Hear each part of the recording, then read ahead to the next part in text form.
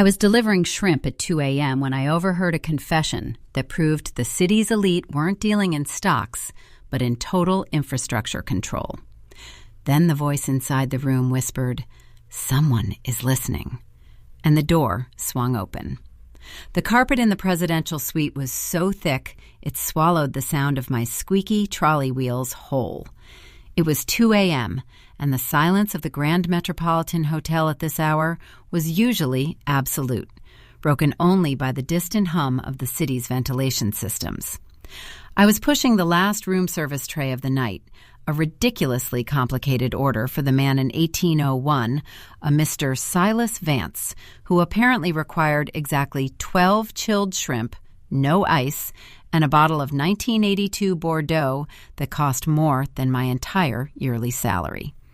I was a student working the graveyard shift, clinging to this job because the tips, when I got them, kept my tuition payments afloat. Tonight, though, the routine was already feeling wrong.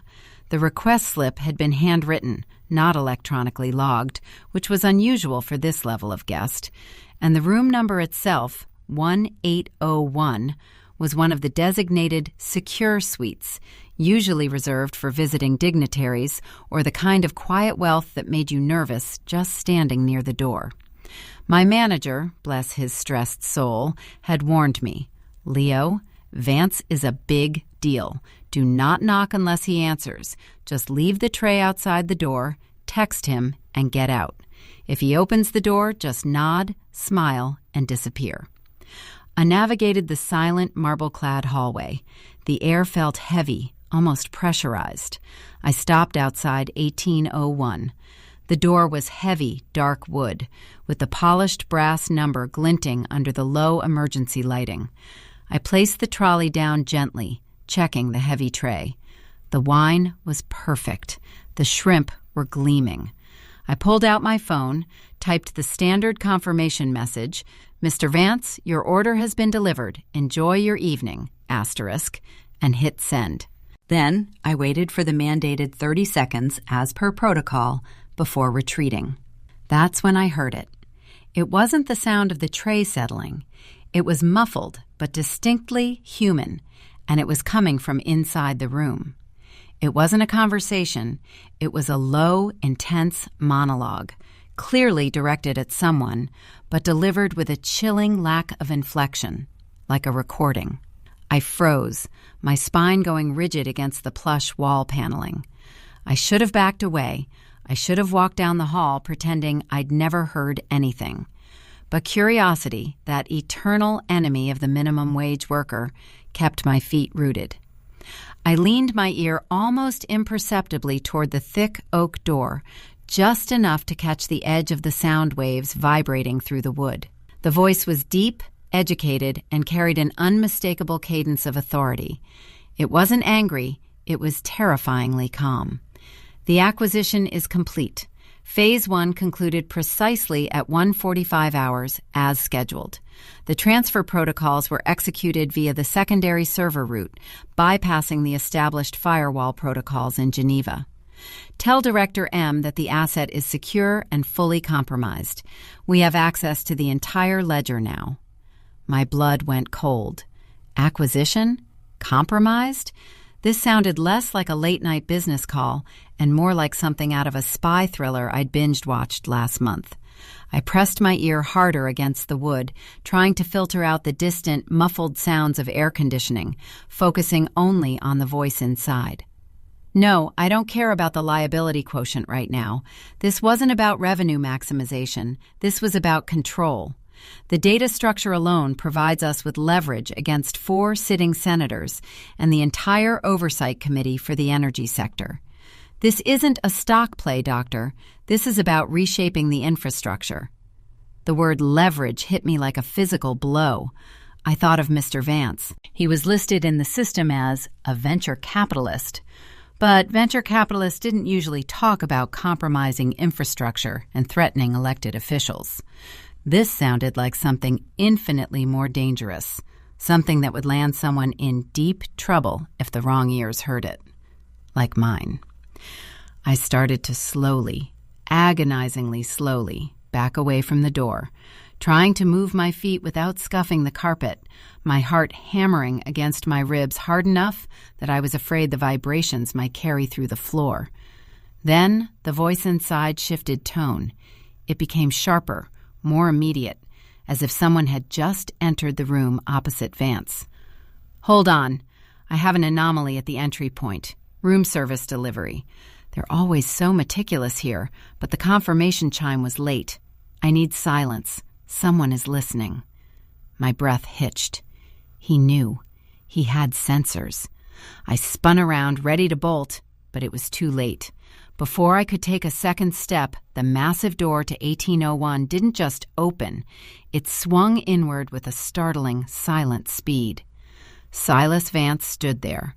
He was wearing a silk dressing gown, impeccably tied, and his eyes, pale gray and unnervingly sharp, were locked onto my face. He wasn't looking at the tray. He was looking through me, as if assessing the structural weakness of my very bones. Behind him, the room was dimly lit, dominated by a large desk where a second man, younger and holding a tablet, looked up nervously. Vance didn't shout. He didn't need to. He simply raised one perfectly manicured hand, palm facing me, and in a voice that was now dangerously soft, he spoke directly to me. "Young man, you seem to have forgotten your standard exit procedure. Come inside. We need to discuss the terms of your continued employment here." The command hung in the air, heavier and colder than the chilled shrimp on the trolley. My mind was a white, hot, static mess, cycling through fight, flight, and the very real possibility of just fainting dead away on the thick carpet. "Exit procedure." He made it sound like I'd failed a final exam in professional discretion. I forced my legs to move, a sluggish, unwilling march toward the open doorway. Every instinct screamed at me to run down the hallway, smash the emergency button, scream for security. But Vance's gaze was a physical restraint. It was the look of a predator who has already decided the precise moment of the kill. I stepped across the threshold into the suite. The contrast was immediate. The hallway had been dim and hushed. This room was technologically sterile. High-end monitors displayed complex schematics that looked like power grids overlaid with shifting geographical markers. The air smelled faintly of ozone and expensive leather. "Close the door," Vance said, his voice now dropping to a level that required me to strain to hear, which somehow made it feel more intimate and terrifying. I fumbled for the handle and pulled the heavy door shut. The thud of the lock engaging was the sound of the trap snapping shut. The younger man, the doctor perhaps, lowered his tablet, his face pale. He clearly wasn't accustomed to impromptu room service meetings. Vance, however, moved with effortless grace. He walked past me, picked up the Bordeaux bottle, and poured a small measure into a crystal glass, ignoring the shrimp completely. "Leo, is it?" Vance asked, turning back, taking a slow sip. He hadn't asked my name. He'd simply stated it, implying he knew everything else. A commendable work ethic for a student, but diligence, without discretion, is merely a liability. I swallowed hard, tasting copper. "Mr. Vance, I apologize. I heard nothing. I was confirming the order. I just heard voices, and I didn't want to intrude." Vance let out a small, dry chuckle that held zero humor. "Intrude? Leo, you didn't intrude. You eavesdropped on a matter of international significance. You have just become privy to proprietary information concerning the restructuring of several sovereign energy agreements. Information that, if it were to leak, would cause significant instability in markets spanning 3 continents. He placed the glass down precisely on a coaster. "Now, let's discuss what you heard. You heard me mention an acquisition. You heard the term compromised asset. You heard references to oversight committees." He leaned slightly forward, his eyes narrowing. "Tell me, Leo, in your estimation, what kind of operation requires that level of strategic subterfuge?" This was the test. He wasn't asking for an apology. He was testing my cognitive ability under duress. If I panicked, I was done. If I played dumb, I was also done, because he already knew I wasn't stupid enough to be this close to the door by accident. "I heard a very sensitive conversation, Mr. Vance," I managed, keeping my voice steady, relying on years of customer service training to mask the tremor in my hands. I assumed it related to high-level mergers and acquisitions, given the context of infrastructure and committees. I assumed it was corporate espionage, perhaps, nothing else. Vance considered this. The doctor shifted his weight uncomfortably. "Corporate espionage," Vance repeated slowly, tasting the words. "A quaint term. We are currently engaged in ensuring that certain governmental bodies remain aligned with specific, favorable operational guidelines. Think of it as extreme regulatory compliance. And yes, it involves the acquisition of specific digital vulnerabilities." He paused, walking slowly around the room, running a finger along the edge of a sleek, dark monitor. "The problem, Leo, is not what you heard, but the fact that you heard it at all.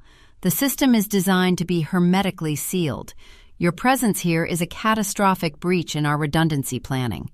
He stopped directly behind me. I could feel the heat radiating off him. "Tell me, Leo, how much do you value your education, your future?" "It's everything, sir," I whispered. "Indeed. Now, I have two options for you. Option 1. I ensure that you receive a full, no-debt scholarship to any university in the world. All your future worries dissolve this instant. You never speak of this night. You simply vanish into a very comfortable, well-funded academic life, and we never interact again." My mind raced. It sounded too good to be true. A bribe for silence, handed out in a secure room in the middle of the night. "And option 2? I asked, my voice cracking slightly. Vance leaned in close, his breath surprisingly minty. "Option 2 is less comfortable. Option 2 involves a very serious allegation of you attempting to disrupt a sensitive investigation, a тяжкое обвинение that carries with it implications far beyond simple theft. It involves people who do not believe in scholarships, Leo. They believe in ensuring that information remains buried. And when they bury information, they often bury the messengers, too." He straightened up, moving back to his table where the doctor was now subtly maneuvering the tablet screen away from view. "Think carefully. The choice is yours, right now. The scholarship or the very real prospect of a very long incarceration based on evidence we can construct very, very quickly. You were delivering food at 2 a.m. in a secure suite right when a sensitive data transfer was occurring. That looks suspicious, wouldn't you agree?" I felt a dizzying wave of panic. He had me trapped.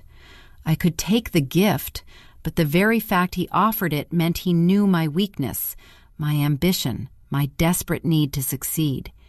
If I accepted, I'd be forever indebted, forever glancing over my shoulder, knowing I was complicit in whatever grand scheme he was running. If I refused, the consequences were unthinkable, involving fabricated evidence and the attention of men who dealt in making people disappear. "Mr. Vance," I started, trying to find a third path, a loophole. "I need a moment to process this choice. It's a lot to take in." Vance smiled, a genuine predatory flash of white teeth. "You have precisely 3 seconds, Leo, because in exactly 3 seconds, the doctor here is going to initiate a pre-programmed security sweep of the access logs for this floor, and we need to ensure that the only entry recorded for the last hour is mine. Your physical presence here must be erased, one way or another." The doctor's thumb hovered over the tablet screen, the display glowing ominously. I looked from Vance's cold, waiting face to the heavy oak door. 3 seconds. Run now or be buried under the weight of an unimaginable cover-up. I choose the scholarship," I gasped out, the words tumbling over each other in a rush of self-preservation. The weight of the potential fabricated charge, the тяжкое обвинение, was too immediate, too crushing. The idea of facing an internal check by men who dealt in infrastructure control rather than a simple hotel security audit was paralyzing. Vance's smile widened, a flash of cold victory. Excellent choice, Leo. A clear understanding of pragmatic risk management. Doctor, stand down. The doctor retracted his thumb from the tablet, letting out a quiet sigh of relief. Vance turned his attention back to me, his demeanor instantly shifting from threatening warden to benevolent benefactor. Good. Loyalty rewarded is loyalty secured. Now, the terms are simple, yet absolute. You will immediately resign from your position here, citing an urgent family matter. You will leave the city tonight. By morning, a secure digital transfer will reflect a principal amount sufficient to cover 5 years of top-tier tuition plus living expenses deposited into an untraceable offshore account we will set up for you. He paused, his eyes boring into mine. In return, you will attend your chosen institution, live your life as planned, and you will never, under any circumstance, attempt to contact anyone associated with the Grand Metropolitan Hotel, Silas Vance, or any of the shadowy concepts you happened to overhear tonight. Should you ever hint, whisper, or even think about these events in a way that could trace back to this room, the scholarship funds will vanish, and the alternative scenario I presented will become very, very real.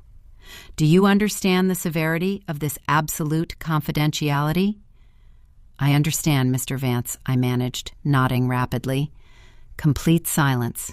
I will disappear. Not disappear, Leo, Vance corrected smoothly. Transition.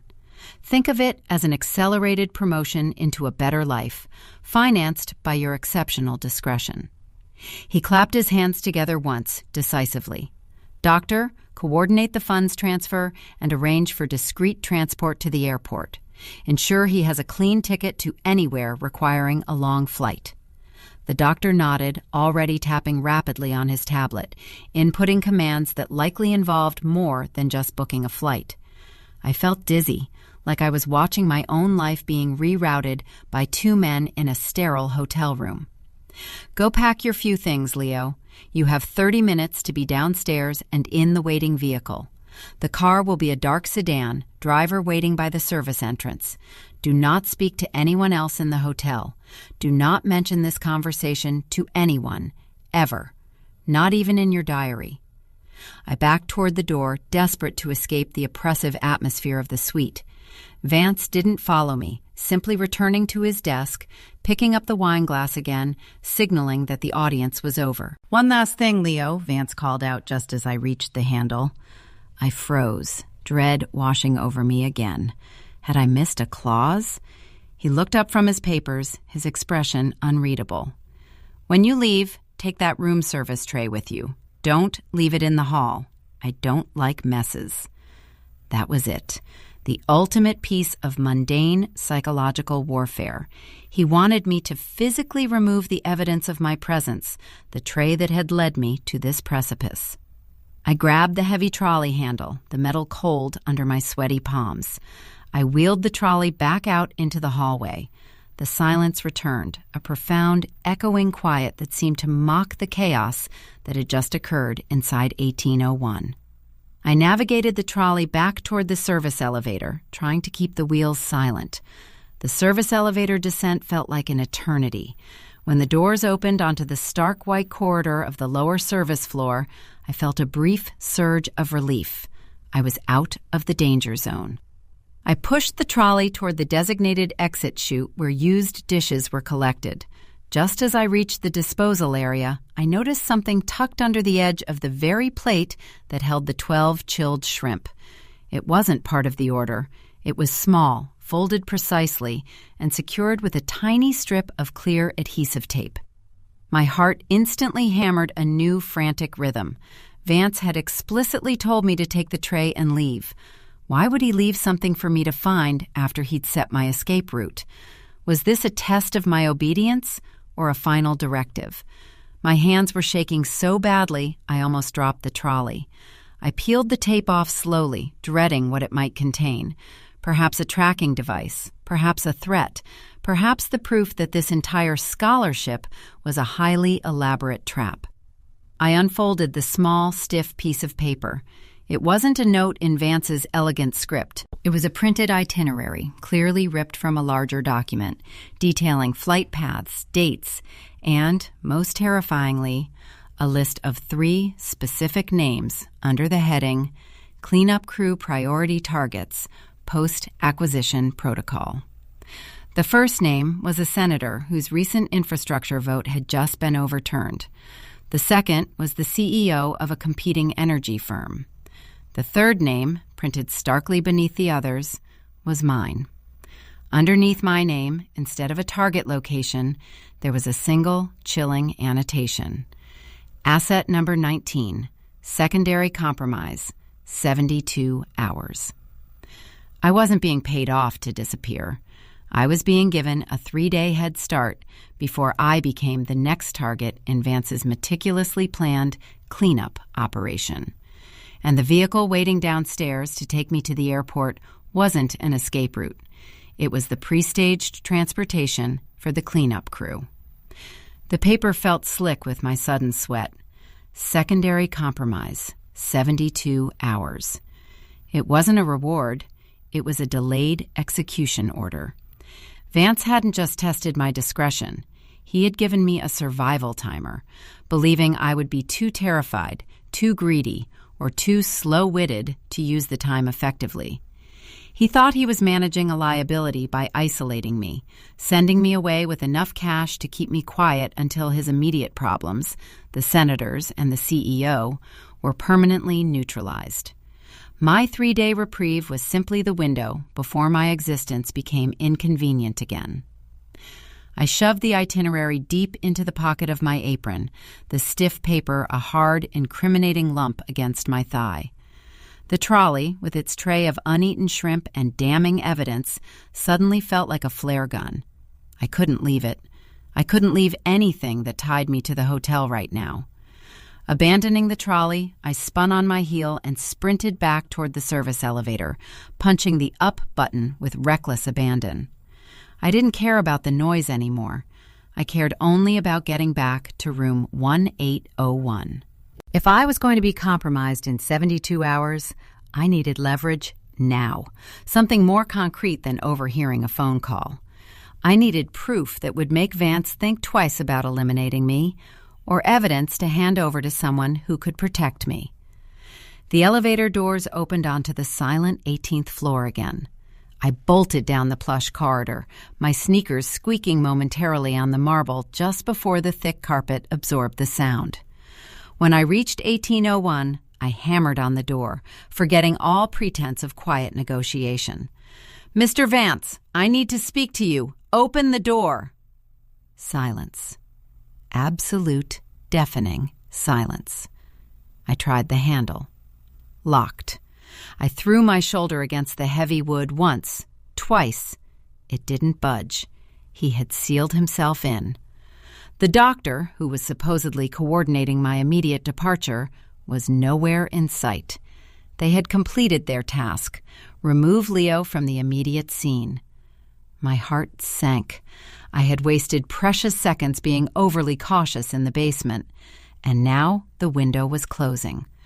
The dark sedan with the driver, the designated trap, would be waiting for me downstairs any minute. I frantically patted my pockets, pulling out my cheap employee key card. It was useless. The secure suites required key codes, not plastic. Desperation clawed at me. I looked down the long hallway. No cameras in this section, but in the distance, near the main bank of passenger elevators, I could see a faint glimmer of movement, maybe a security guard making their rounds. I didn't have time for a confrontation. I ran to the end of the hall, checking the fire escape stairwell door. Locked from the outside, as expected. I turned back to 1801, adrenaline lending me a manic energy. I had to get back inside that room.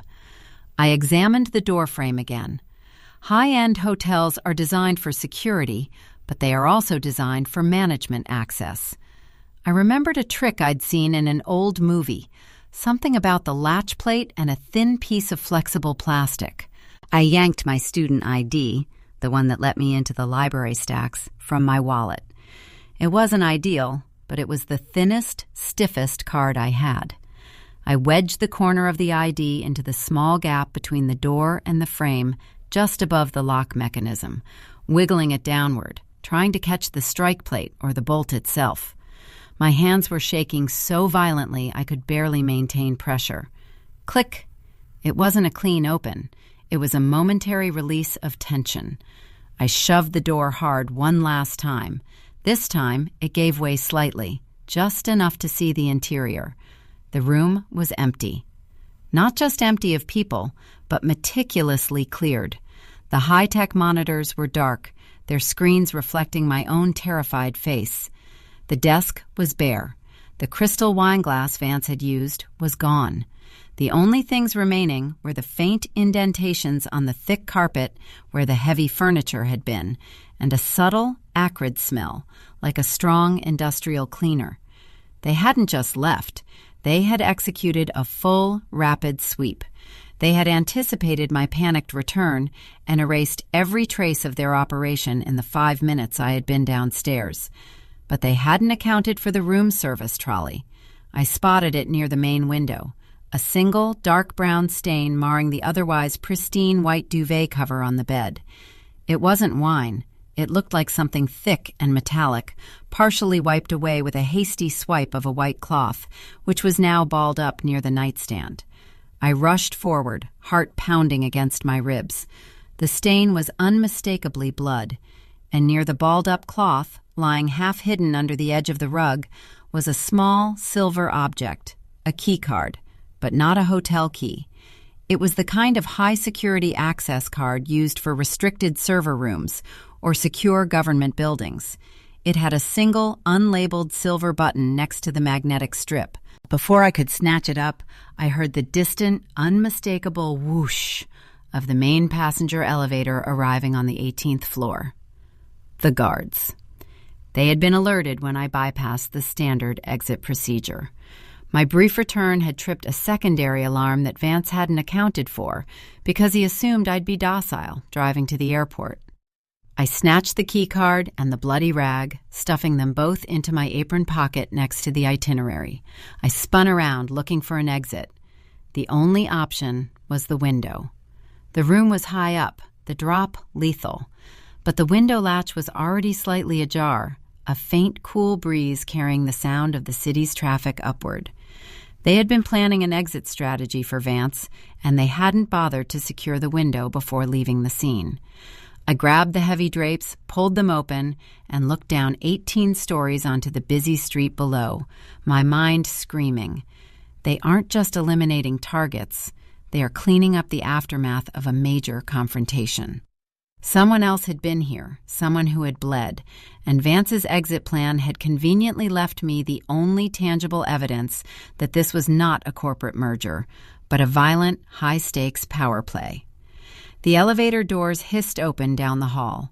Heavy footsteps began echoing toward 1801.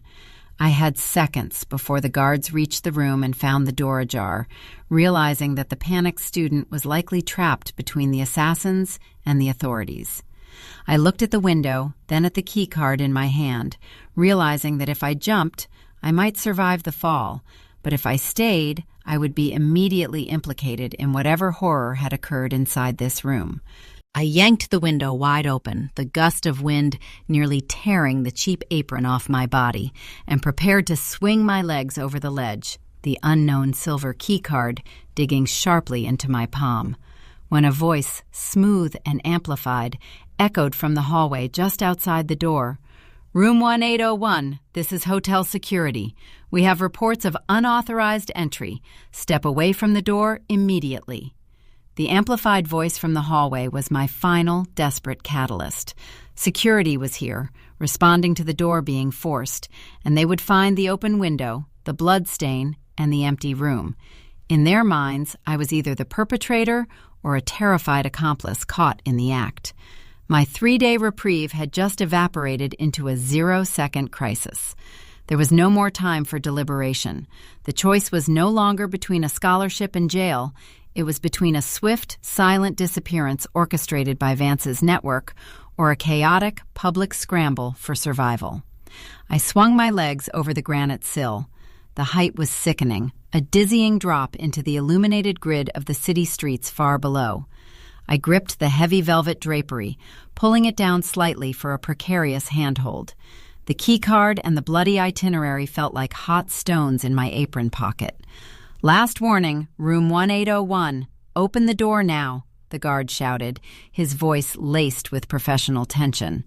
I could hear the subtle metallic scrape of them, likely priming a battering ram or preparing to breach with specialized tools. Taking a deep, ragged breath, I ignored the screaming protests of my common sense. I threw myself outward, trusting the heavy drapery to slow my descent just enough, praying the external ledge of the neighboring penthouse balcony was within reach. My fingers found the thick, silken fabric, and I slid, dropping maybe 6 feet before I managed to wrap my arms tightly around the curtain rod, the fabric tearing slightly under the sudden strain. I swung wildly, my feet scrabbling against the sheer glass facade of the neighboring tower. Thump. My worn sneakers found purchase on the narrow, decorative ledge of the penthouse balcony railing, perhaps 5 feet away. I scrambled onto the cold stone, dragging my body over the edge, just as the door to 1801 finally gave way behind me with a splintering crash. I flattened myself against the stone planter box on the balcony, heart hammering so loudly I was sure the penthouse occupants, whoever they were, could hear it through the closed glass doors. Above me, I heard shouts from the 18th floor. Security, realizing the occupant, had vanished through the window. The key card. That was the only thing that mattered now. Vance had left a thread, a weapon, perhaps an accidental piece of evidence confirming the violence that preceded his clean sweep. I pulled the card out. It was thick, military-grade plastic bearing no logo, just the single silver button. This wasn't a door opener. It was something specialized. With the guards now flooding the vacated room above, I knew they would be looking for me, and soon the entire hotel would be on lockdown. I had to use the card immediately or discard it forever. I cautiously crept across the penthouse balcony. The interior was dark, but through the sheer curtains I could make out the silhouettes of expensive modern furniture. I reached the glass door leading into the penthouse, testing the handle. Unlocked. Vance's conspiracy network clearly had blind spots when it came to their own operational security outside their immediate target zones. I slipped inside. The penthouse was opulent but silent. No lights were on, suggesting the occupants were either out or deliberately hiding in the dark. I held up a keycard, my gaze fixed on the single silver button. This had to be a remote activation, a panic switch, an emergency beacon, or perhaps a data dump. Given the context of global infrastructure control and assassination lists, it couldn't be anything mundane. I took another deep breath, preparing for the worst. A silent alarm that would summon Vance's network directly to my location, and pressed the button. It didn't beep. It didn't flash. Instead, the card emitted a faint, high-pitched electronic whine, and then every single electronic device in the penthouse room, the massive hidden television screens, the smart climate controls, even the digital clock radio on the bedside table, flickered violently, displaying a single unified message in stark green code. System alert. Breach detected. Infrastructure protocol Delta 7 initiated. External governance override engaged. Before I could oppugnor including 3 days that where purpose called enable, 5 elecond and notification engage. Whatever is really released, the card lander emitted a faint, deserved in care. External governance override engaged. External governance override 1002 elecond. Before I could make an later along the penthouse, reveal the states to notification and care. before I could pill them in effective 2-7 initiate. Before I could provide a mated before to do, before I could make a leader and notification and care. Most for the beginning of one of her more excited, displaying single electronic devices in stark green code. External governance override, initiate external governance override engaged. Before I could make it son people help into in leader and breaths, the truly another where quite a quickly America was predicated. For the year, it's a made big people of the return. One similar deep device. Before I could provide directly aged, before I could process what external governance override meant, the penthouse's integrated sound system crackled to life, not with music, but with a calm, authoritative female voice, broadcasting on a frequency that clearly wasn't the hotel's PA system. Attention, Silas Vance and associated entities. This is the Joint Oversight Task Force. Your unauthorized acquisition of critical infrastructure data, as evidenced by the compromised network traffic traced to this location, has been flagged by non-governmental regulatory bodies. The assets secured during Protocol Delta 7 have been intercepted.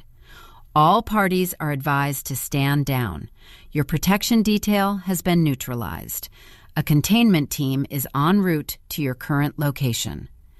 Vance's network had been taken down by an even bigger secret organization. The keycard hadn't alerted Vance's people. It had alerted his enemies, or perhaps his superiors. The realization hit me. I hadn't stumbled upon a conspiracy. I had stumbled into a civil war between shadow powers, and by using that card, I had just jumped allegiance, or at least switched sides in the conflict. The voice continued, now directly addressing the room I had just vacated. Security personnel currently inside room 1801. Stand down and secure the perimeter. The individual known as Leo is now under protective custody of the Joint Oversight Task Force. Do not engage. He is essential to dismantling the Vance network. A surge of adrenaline unlike anything I'd ever felt coursed through me. I wasn't a liability anymore. I was essential. I looked back toward the broken door of 1801, where the confused security guards were now standing down, backing away from the room in deference to the new, far more powerful voice filling the airwaves. My escape wasn't luck. The card was an insurance policy left by whoever Vance was truly stealing from. I carefully stepped away from the planter box and moved toward the darkened living room, clutching the itinerary and the silver card. The scholarship was forgotten. The threat of a long prison sentence was replaced by a terrifying, sudden promotion into a world of hidden global power brokers. My life as a student was over. The dark sedan waiting downstairs was likely full of Vance's compromised associates, not my executioners. But now, someone else was coming for me. Someone who needed me alive for the next 72 hours, and likely far longer. As I reached the main wall paneling in the penthouse living room, a hidden door slid silently open, revealing a hallway bathed in sterile white light. Standing there were two figures in dark, unmarked tactical gear, their faces obscured by visors, but their posture radiating absolute, unwavering authority.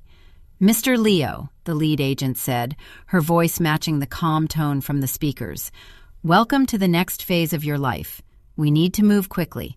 Silas Vance's network is collapsing, but the remnants will be looking for this key card. You're safe now, but only if you trust us completely." I looked down at the itinerary in my hand, then at the key card that had just saved my life by exposing a secret war.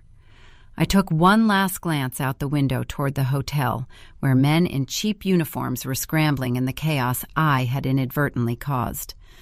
I stepped across the threshold into the white hallway, not knowing where I was going, but knowing with absolute certainty that the biggest conspiracy was always the one you didn't even know existed until you were standing right in the middle of it.